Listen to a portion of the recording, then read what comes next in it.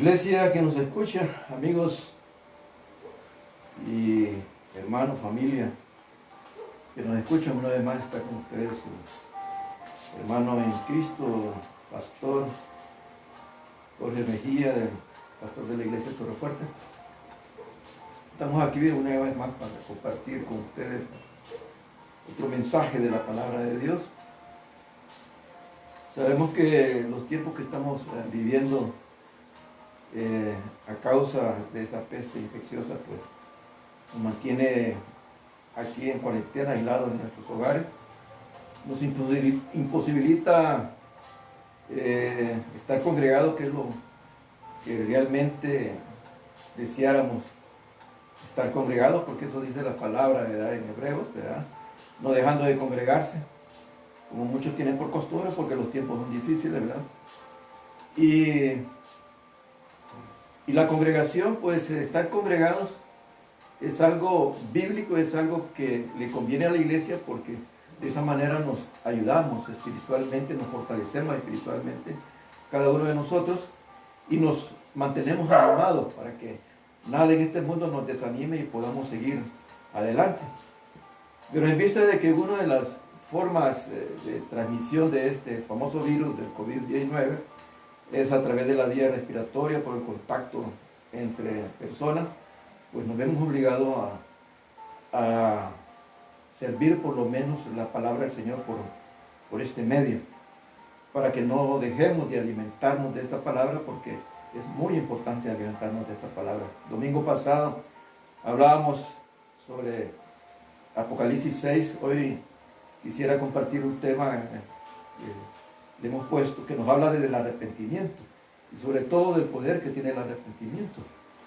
Y para compartir con ustedes esta palabra, quisiera que revisáramos, si ustedes tienen su Biblia, quieren compartir conmigo estos principios ahí en el libro de Jonás. Dice la palabra del Señor ahí en el capítulo 1. Quiero leerles ahí en el capítulo 3, perdón, de Jonás.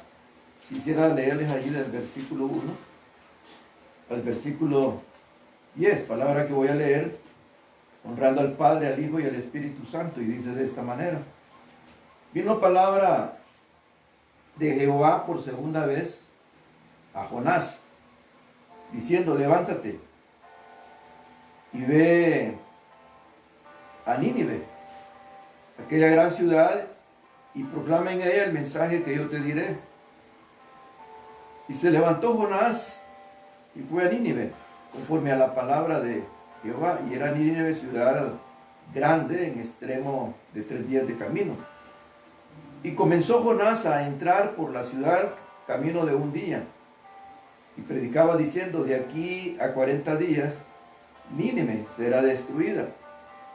Y los hombres de Nínive creyeron a Dios y proclamaron ayuno y se vistieron de cilicio, desde el mayor hasta el menor de ellos.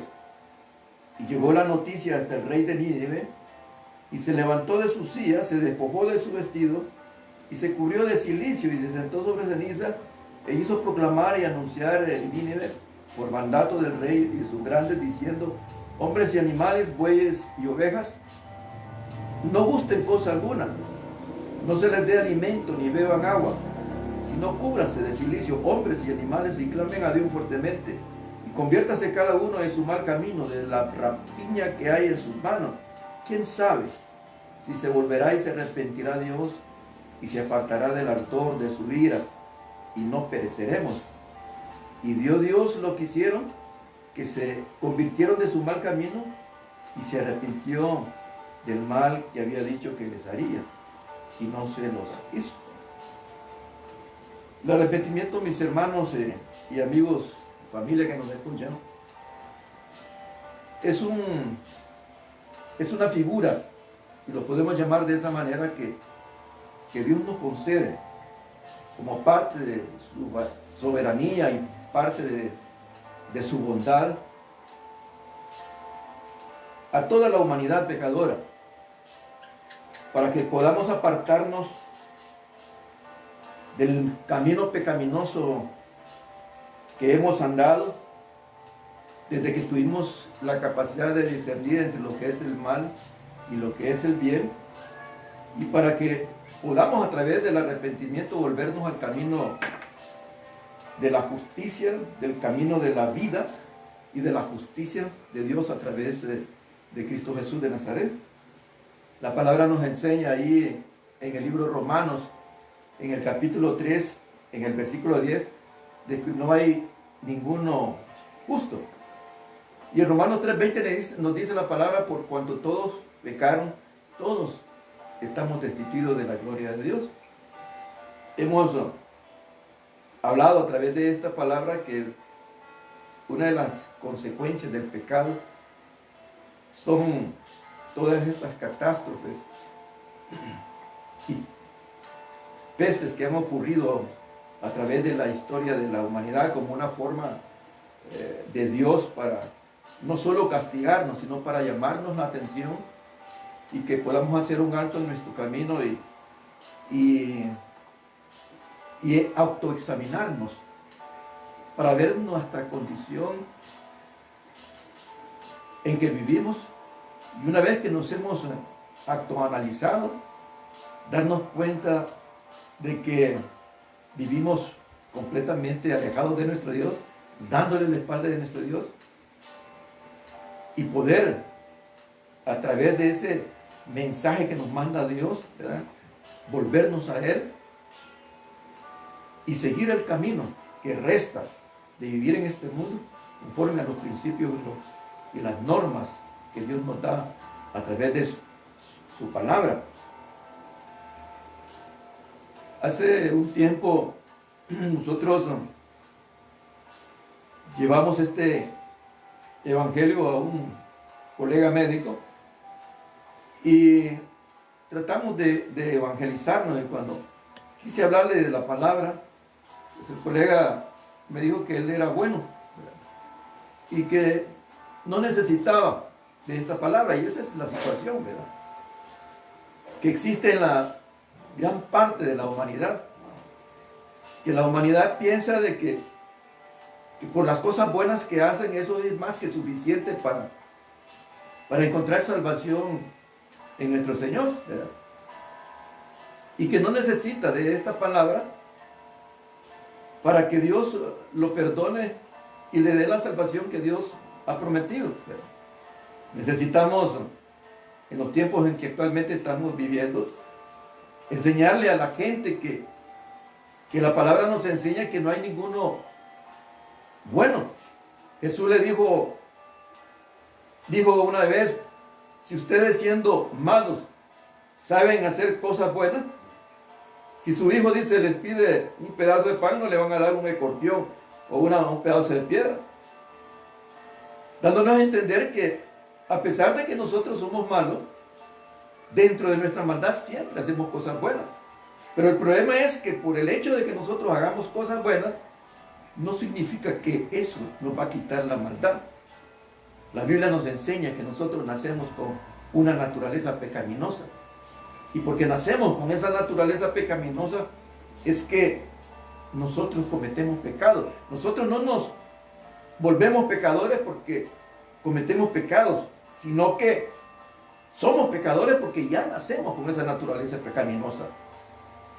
Al ser humano, desde que nace y empieza a caminar y empieza a razonar entre lo que es el bien y lo que es el mal, hay que enseñarle a hacer el bien. Porque desde que nace el ser humano y empieza a discernir entre el bien y el mal, su razonamiento y pensamiento es hacer el mal. Al ser humano no hay que enseñarle a hacer el mal, ya tiene de por sí esa naturaleza de hacer el mal. Por lo tanto, tenemos que enseñarle al ser humano a hacer el bien. Y hay que enseñarle al ser humano de que no somos buenos, que somos malos.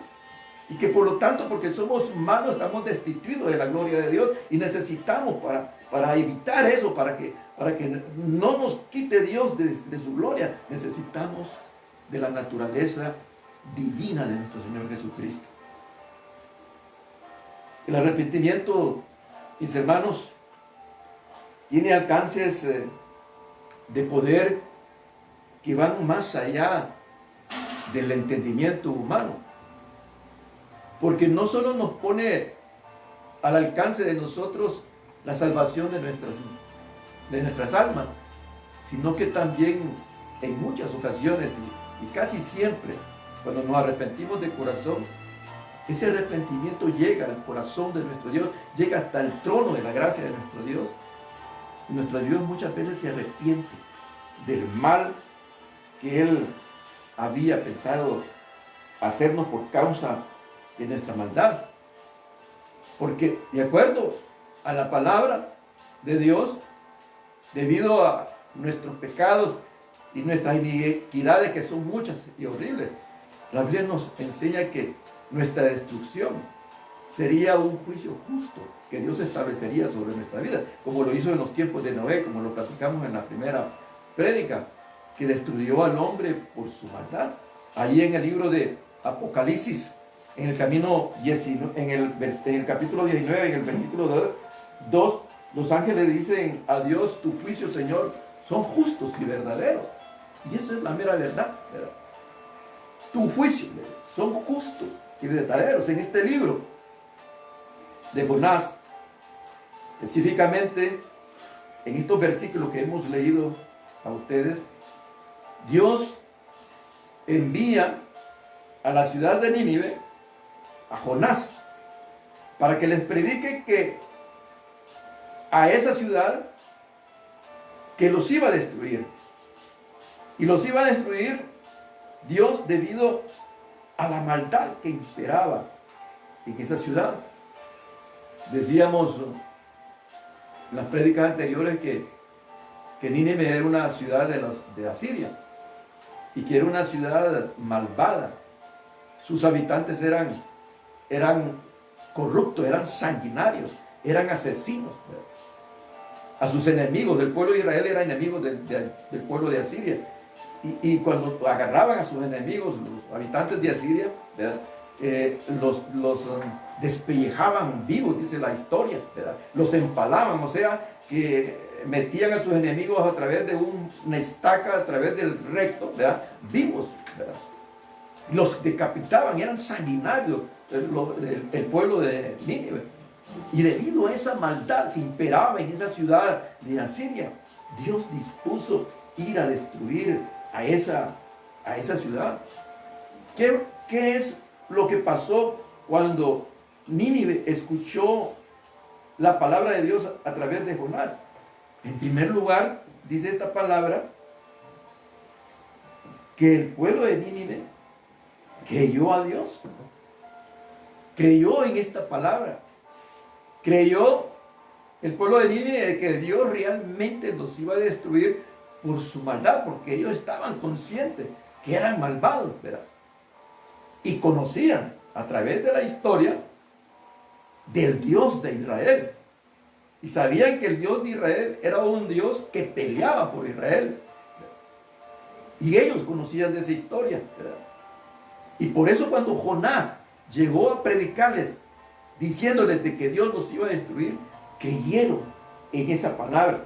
Por eso dice allí en el versículo 5 en adelante: y los hombres de Nínive creyeron a Dios y proclamaron ayuno y se vistieron de cilicio desde el mayor hasta el menor de ellos. En nuestro tiempo, el problema es que, y no solamente desde nuestro tiempo, sino desde los tiempos de inicio de la creación humana, nos enseña la historia que el hombre no le ha creído a Dios. El hombre ha vivido dándole la espalda a Dios, se ha considerado autosuficiente, ¿verdad?, para llevar su vida de acuerdo a su propio pensamiento, ¿verdad? En nuestros tiempos, nosotros de repente visitamos un hogar para llevar esta palabra. ¿Y qué es lo que hace la gente? La gente cuando nos mira venir, nos cierra la puerta.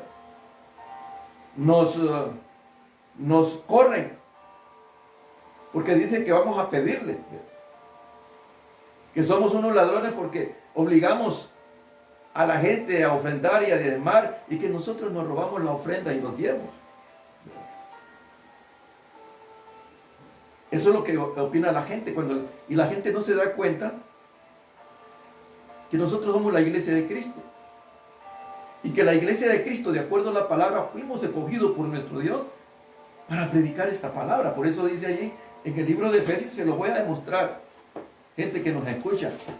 Dice allí en el libro de Efesios, en el capítulo 3, dice la palabra del Señor, ahí en el versículo 10, para que la multiforme sabiduría de Dios sea ahora dada a conocer por medio de la iglesia a los principados y potestades en los lugares celestiales. La sabiduría de Dios, dice esta palabra, sea ahora dada a conocer por la iglesia. Nosotros somos la iglesia. Dios nos escogió para dar a conocer su palabra, su sabiduría. Dios nos escogió para llevar esta palabra a la humanidad y que la humanidad se dé cuenta de que está viviendo en pecado, de que son pecadores y que necesitan de Cristo para que Cristo los libera de ese pecado y que puedan tener la oportunidad de la salvación tan grande que nos da nuestro Dios. Jesús decía allí en el Evangelio de San Juan, en el capítulo 13, decía Jesús ahí, en el versículo 20 decía Jesús, de cierto os digo, el que recibe al que yo enviare, me recibe a mí. Y el que me recibe a mí, dice, recibe al que me envió. Jesús lo vuelve a afirmar. Jesús dice a través de esta palabra que nos ha puesto aquí para llevar su palabra, para que la gente conozca, ¿verdad?, de que Él es el Salvador y el único que tiene palabras de vida eterna. Una vez en un taller, conferencia en mi profesión como médico, estuvimos reunidos allí en la ciudad de Tela, y una de las doctoras, que era pediatra, cuando nos pusimos a platicar, se dio cuenta de mi conversión a Cristo y me pidió que le hablara a su esposo, ¿verdad?, de Cristo, porque su esposo pues llevaba una vida completamente mala y ella tenía todo el deseo de que su esposo fuera cristiano. Pues yo me fui a hablar con el compañero, con el colega, y cuando le hablé de la palabra de Cristo, lo que él me contestó y me dijo que a mí Dios me había buscado, ¿verdad? Dios me había encontrado y que por eso yo estaba en las cosas del Señor, pero que a Él todavía no le había buscado.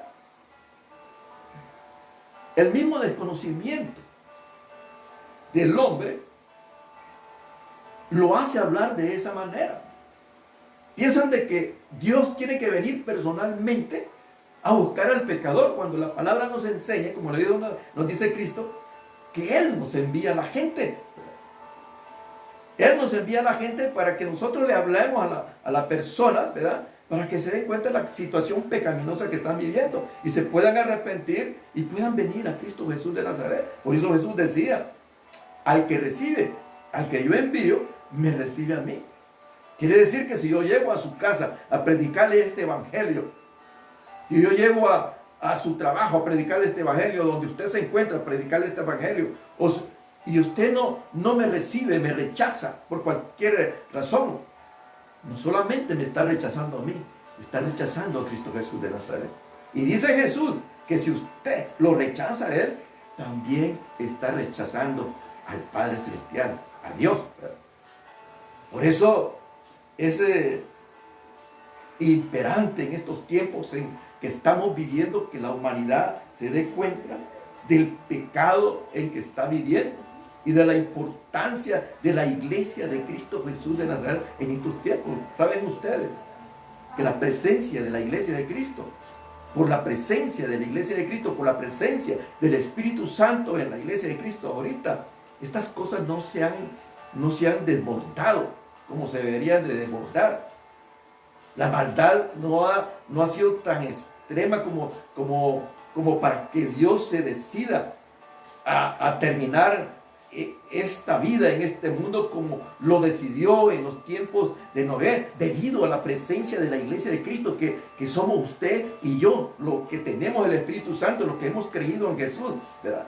formamos parte de esa iglesia y por la presencia de la iglesia de aquí, el Señor todavía no se ha decidido desencadenar los juicios que nos habla en el libro de Apocalipsis, el juicio de los sellos que le hablé el domingo, y los juicios de las trompetas y los juicios de las copas, que son tremendas situaciones de catástrofe que Dios va a mandar sobre la humanidad incrédula que va a vivir durante ese tiempo. Pero ya en ese tiempo la iglesia, le dije, ya no van a estar.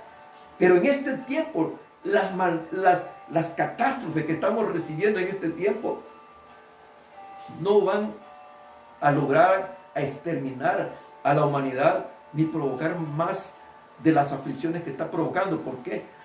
Porque está la iglesia de Cristo. La iglesia de Cristo está en una forma u otra intercediendo por ustedes, ¿verdad? Por toda esta humanidad, para que la mano de Dios no se haga más pesada contra este mundo en que nosotros vivimos, sino que tenga misericordia de la humanidad y le dé la oportunidad a la humanidad de arrepentirse y de volverse a Él, que es fuente de vida eterna, por la presencia de la iglesia. Pero va a llegar un momento en el cual Dios va a decidir, se terminará su paciencia, porque va a llegar un momento en que la paciencia de Dios se va a terminar. La Biblia dice que por su paciencia Él tarda su venida, pero va a llegar un momento en que su paciencia se va a terminar, y cuando esa paciencia se termine, Dios mandará a su Hijo, a Cristo Jesús, a llevar su iglesia. Y una vez que su iglesia se ha ido, estas pestes que estamos sufriendo, estas catástrofes que han sufrido la humanidad a través de la historia, esto se va a complicar más, porque como les dije la vez pasada, es necesario que exista un mundo de caos para que se presente el anticristo, para que el anticristo venga hablando de paz, tratando de resolver la situación caótica que va a existir en la humanidad. La Biblia nos dice aquí en el libro de Jonás, en el capítulo 3, donde leíamos, decía ahí el versículo 5, cuando Jonás llegó a predicar este evangelio, y les dice, y llegó la noticia hasta el rey. Y llegó la noticia hasta el rey de Nínive. Y se levantó de su silla, se despojó de su vestido y se cubrió de cilicio y se sentó sobre ceniza. E hizo el rey proclamar y anunciar en Nínive por mandato del rey y de sus grandes, diciendo: hombres y animales, bueyes y ovejas, no gusten cosa alguna, no se les dé alimento ni beban agua, sino cúbranse de cilicio, hombres y animales, y clamen a Dios fuertemente, y conviértase cada uno de su mal camino, de la rapiña que hay en sus manos. ¿Quién sabe si se volverá y se arrepentirá Dios y se apartará del ardor de su ira y no pereceremos? Dice esta palabra que los hombres de Nínive creyeron a Dios, proclamaron ayuno, se vistieron de cilicio. Dice que esta palabra de Dios a través de Jonás llegó hasta el rey de Nínive, y el rey, como soberano de la nación de Nínive, ordenó que todo el pueblo, hasta los animales, entraran en ayuno, que no comieran absolutamente nada, entraran en ayuno y se vistieran de cilicio y se convirtieran de sus malos caminos al camino de la justicia de nuestro Dios, para ver si de esa manera lograban calmar la ira de Dios, que ya Dios tenía la decisión de poderlos destruir. Tenía la decisión Dios de destruir a esta nación por la terrible maldad que este pueblo vivía. Ordenó. ¿Qué es vestirse de cilicio? Vestirse de cilicio es quitarse la ropa natural que andaban los hombres de aquel tiempo, y se ponían en su piel desnuda un vestido que era bastante áspero, que les producía en su piel bastante ardor, picazón, bastante irritación, y lo andaban, ¿verdad?, en su cuerpo el tiempo que era necesario para demostrar de esa manera su arrepentimiento y se sentaban sobre ceniza. Era una forma de expresarle a Dios de que ellos se habían arrepentido.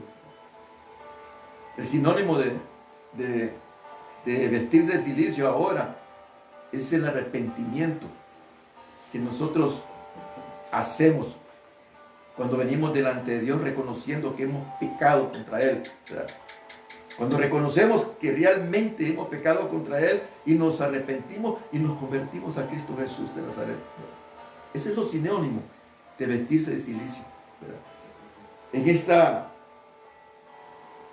lectura que nosotros compartimos con ustedes en esta noche, podemos ver aquí cuatro situaciones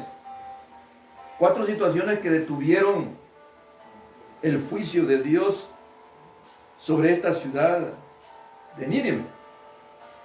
La primera cosa que hicieron los ninivitas fue ayunar. La segunda cosa fue vestirse de cilicio. Y la tercera cosa que hicieron fue convertirse de su mal camino y clamar a Dios fuertemente. La orden, mis hermanos, que nos escuchan, amigos, familia, era una orden vertical. O sea, venía desde el rey, desde el soberano, hasta el más humilde de todos los habitantes de la ciudad de Nínive. Esto nos habla a nosotros del principio de la sabiduría, que es el temor a Dios. Y nos habla también del poder que tiene el arrepentimiento de cuando uno se arrepiente de esta manera. Esta palabra nos enseña que esta gente no solamente se arrepintió y se convirtió de su mal camino, vistiéndose de cilicio, demostrándole su profundo arrepentimiento, porque el vestirse de cilicio, como le he dicho, es un símbolo de arrepentimiento. Proclamaron ayuno, clamaron al Dios verdaderamente para que los perdonara. Y esto, hermano, que hicieron los ninivitas, detuvo el juicio de destrucción de Dios que tenía sobre la ciudad de Nínive. Por eso dice la palabra aquí en el versículo 10, y vio Dios lo que hicieron, que se convirtieron de su mal camino y se arrepintió del mal que había dicho que les haría, y no lo hizo. Ese es el poder que tiene el arrepentimiento. Cuando usted se arrepiente de verdad, cuando su arrepentimiento ha sido genuino, Dios mira ese arrepentimiento, porque a Dios no lo podemos engañar. Él mira lo que hizo esta nación. Este poder de arrepentimiento que detiene, que además de darnos la salvación, detiene el castigo de Dios sobre una humanidad pecadora. Además, cuando uno se arrepiente de esa manera, de esta forma, eso le permite a uno, y se convierte a Cristo, eso le permite a uno crecer espiritualmente. Y no solo crece espiritualmente, también Dios le permite crecer materialmente. Porque una de las cosas que tiene Dios cuando mira un verdadero arrepentimiento en las personas, es que los prospera. Los prospera espiritualmente para que podamos vivir en comunión siempre con Él y que no nos apartemos del camino donde Él nos pone nuevamente, ¿verdad? Y nos permite, como parte de su bendición, que nosotros crezcamos materialmente, ¿verdad? Bendice nuestro trabajo, multiplica el trabajo que nosotros hacemos con nuestra mano y nos hace ser instrumento de bendición suyo en este mundo donde nosotros estamos. Ahí en el libro de Segunda de Crónicas hay un versículo que todos conocemos y lo hemos compartido muchas veces, en el capítulo 7, que nos habla a nosotros de otros componentes que debe tener un arrepentimiento verdadero. Dice la palabra ahí en 2 de Crónicas, capítulo 7, en el versículo 14, si se humillares en mi pueblo, sobre el cual mi nombre es invocado, y oraren y buscaren mi rostro y se convirtieran de sus malos caminos, entonces, dice, yo iré desde los cielos y perdonaré su pecado y sanaré su tierra. Dice esta palabra de Dios aquí, si mi pueblo se humillare, nos habla de humillación al invocar el nombre de Dios. Y nos habla también de orar y clamar a Él y buscar su rostro. Ahora, ¿cómo debe ser nuestro comportamiento para que nosotros le demostremos a Dios que realmente nos hemos arrepentido? Porque déjeme decirle que no tenemos que convencer a un hombre, tenemos que convencer a un Dios que es omnisciente, que conoce nuestros pensamientos, que conoce nuestros sentimientos, lo más profundo de nuestros sentimientos. A Él no lo podemos engañar. Entonces, ¿cómo tiene que ser nuestro modo de proceder para convencer a Dios? Porque Él todo lo sabe. No podemos escondernos de nuestro Dios. La Biblia nos da ejemplo de humillación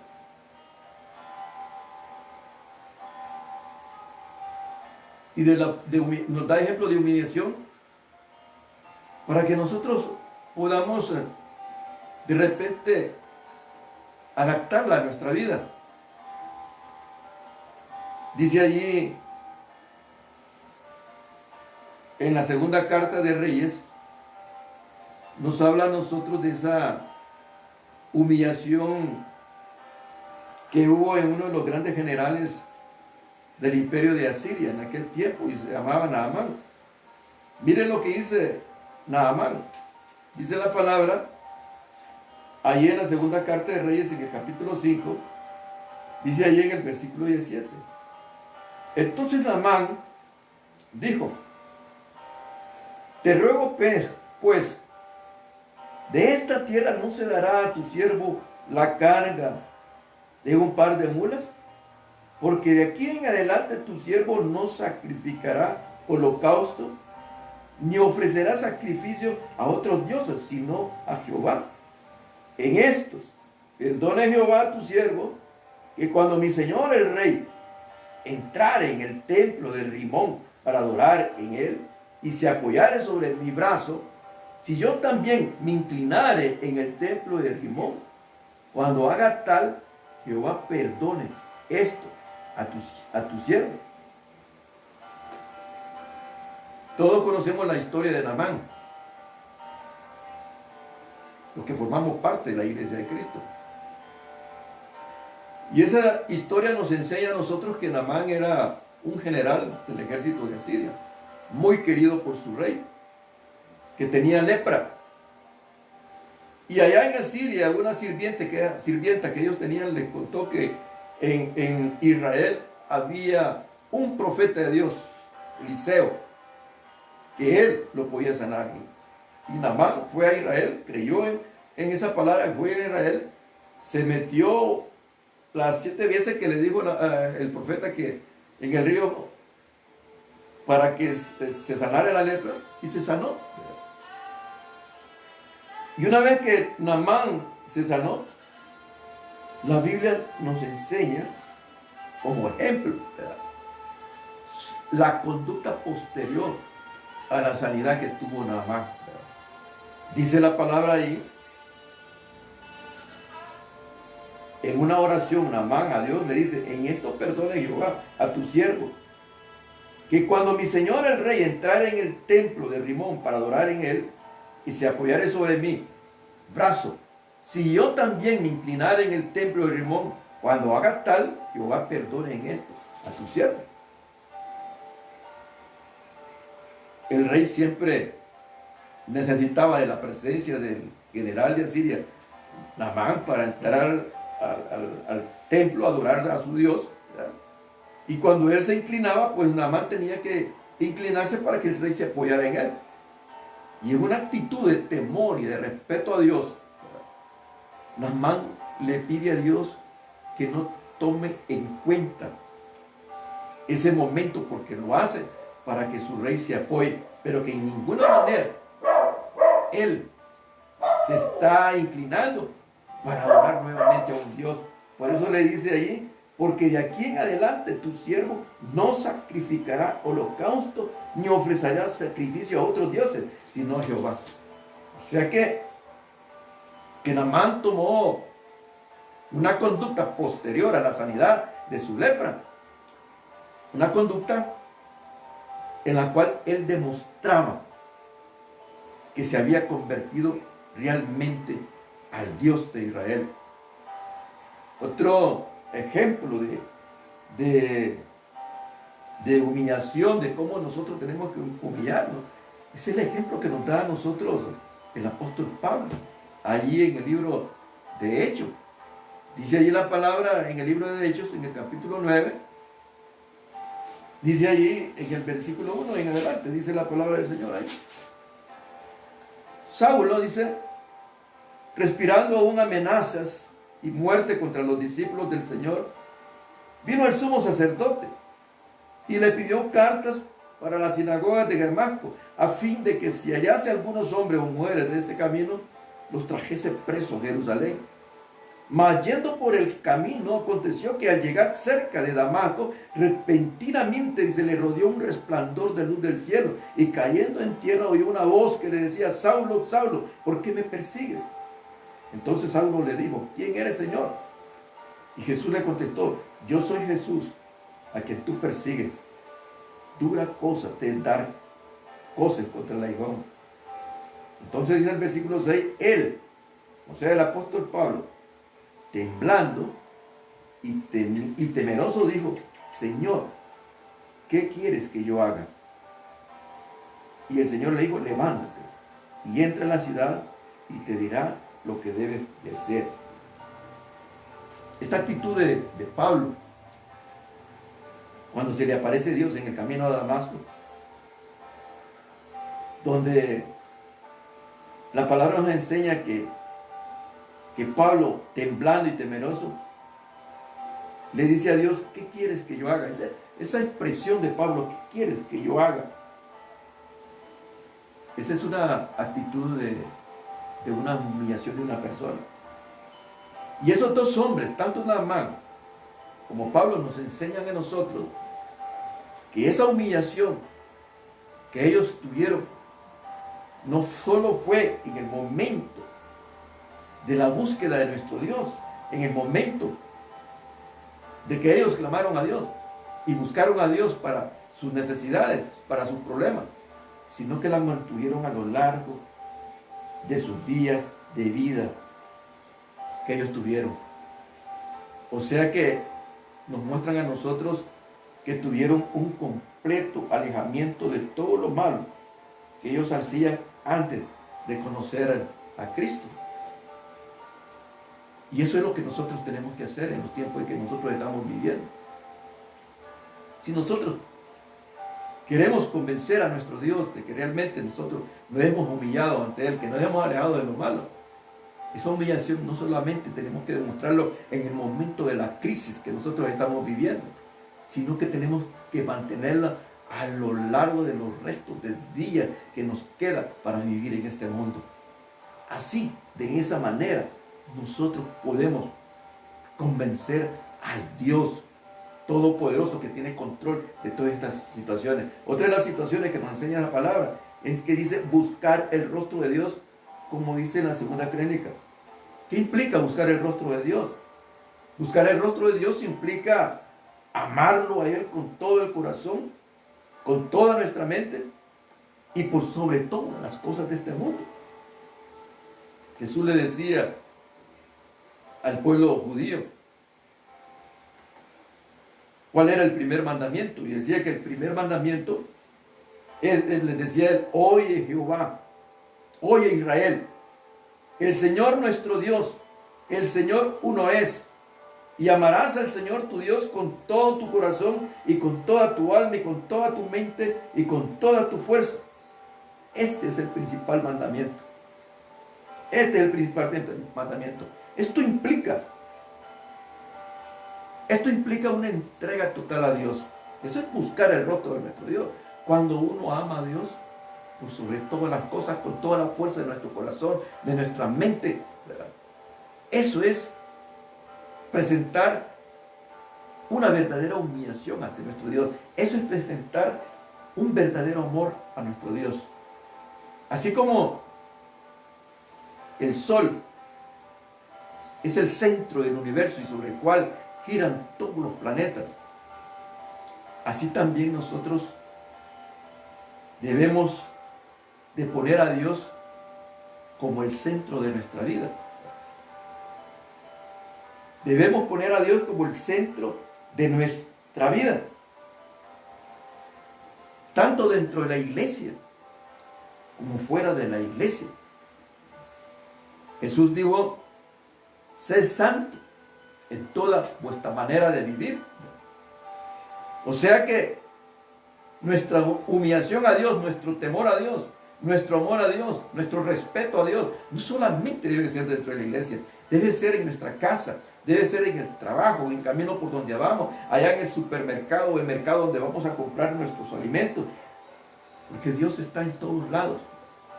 Él no solamente está dentro de esas cuatro paredes que nosotros le llamamos templos, donde nos congregamos para adorarlo a Él. Él está en todos lados, ¿verdad?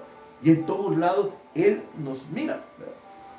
Por lo tanto, nosotros tenemos que mostrar ese respeto y ese temor a Dios, ¿verdad? De esa manera, para que nosotros realmente podamos convencer a nuestro Dios de que nosotros realmente nos hemos arrepentido, así como lo hizo Naamán y así como lo hizo el apóstol Pablo. En el libro de Lucas tenemos también otro ejemplo ahí. En el capítulo 19 dice la palabra del Señor ahí, y aquí nos habla de Zaqueo. Miren lo que dice esta palabra. Dice ahí el versículo 6: entonces él descendió a prisa y le recibió gozoso. Al ver esto, todos murmuraban, diciendo que había entrado a posar con un hombre pecador. Entonces Zaqueo, puesto en pie, dijo al Señor: he aquí, Señor, la mitad de mis bienes doy a los pobres, y si en algo he defraudado a alguno, se lo devuelvo cuadruplicado, dice la palabra del Señor. En estas palabras nosotros vemos otros componentes que tiene el arrepentimiento, o para que el arrepentimiento tenga poder y haga que Dios le conceda a uno la salvación, como se la concedió a Zaqueo. ¿Cuál es el primer componente que tiene que tener, que nos dice que tiene esta palabra que nosotros debemos de expresar? El primer componente es hacer frutos verdaderos de arrepentimiento. ¿Cuáles fueron los frutos de arrepentimiento de Zaqueo? Los frutos de arrepentimiento de Zaqueo, dice esta palabra, fue darle la mitad de sus bienes a los pobres. Por eso dice la palabra ahí. Entonces Zaqueo dice: puesto en pie, dijo el Señor: he aquí, Señor, la mitad de mis bienes doy a los hombres, a los pobres, y si en algo he defraudado a alguno, se le devuelvo cuadruplicado. O sea que si Zaqueo había estafado a alguien con 100 lempiras, le iba a devolver no solo los 100 lempiras, sino 500 lempiras. Zaqueo era el jefe de los publicanos. Y los publicanos eran judíos contratados por el Imperio Romano para cobrar los impuestos al pueblo de Israel. Y los publicanos se aprovechaban de ese trabajo que adquirían para no solamente cobrar los impuestos del Imperio Romano, sino que también ellos se enriquecían porque les cobraban más de los impuestos que este pueblo tenía que pagar. Por eso se enriquecían en una forma ilícita, los publicanos. Y por eso cuando Jesús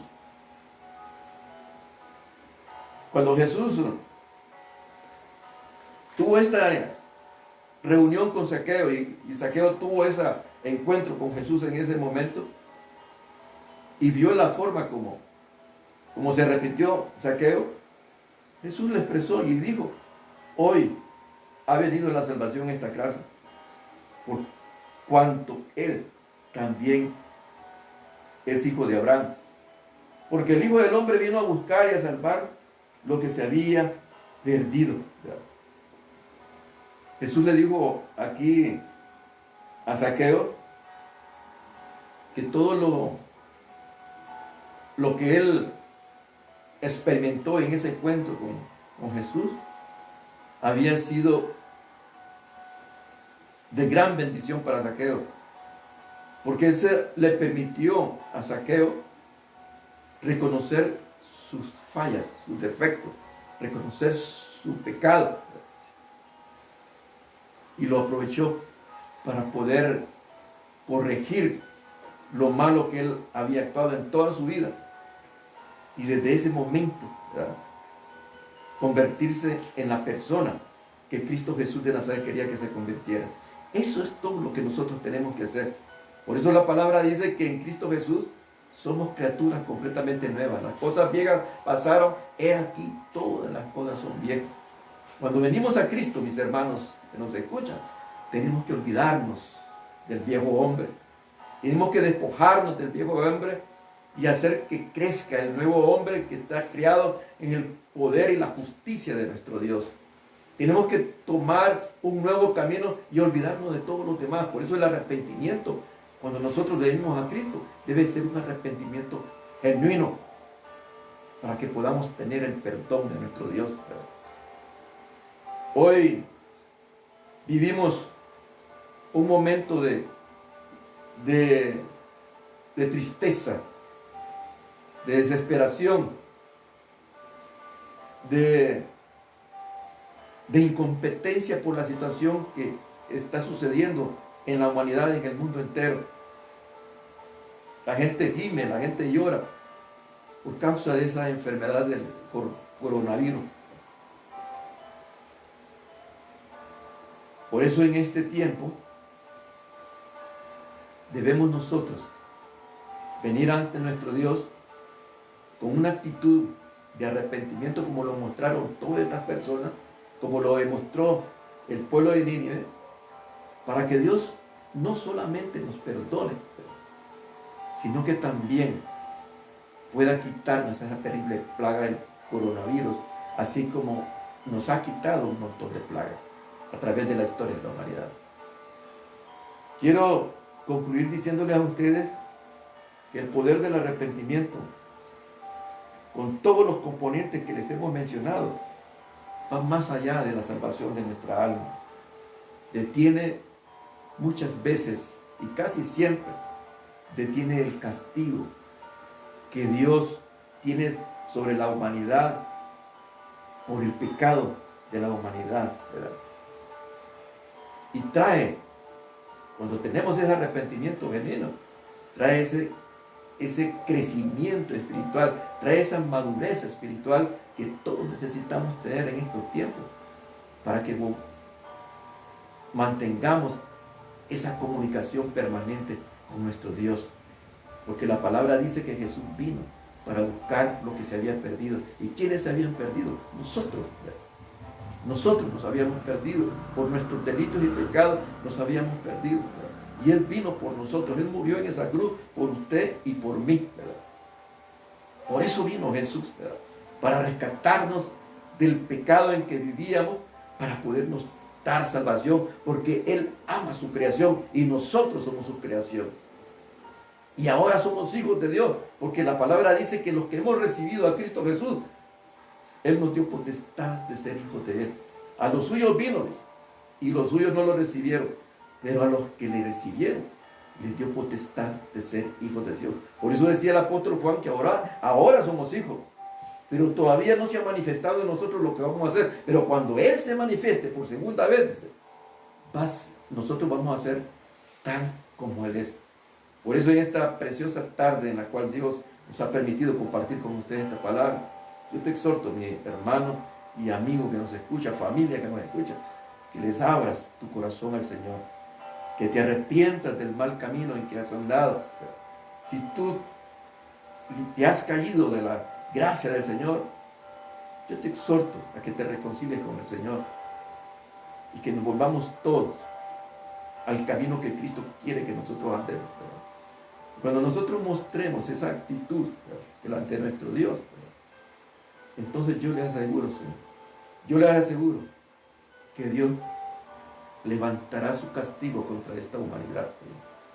Así como se arrepintió y confesó ese congresista allí en Estados Unidos, confesó el terrible pecado que ellos han cometido, porque no solo han aprobado leyes nefastas para esta humanidad, aprobaron la ley del aborto, aprobaron la ley para que los homosexuales se casen, cuando la Biblia nos enseña que Dios hizo al hombre y la mujer para formar un matrimonio, no hizo hombre con hombre para formar un matrimonio.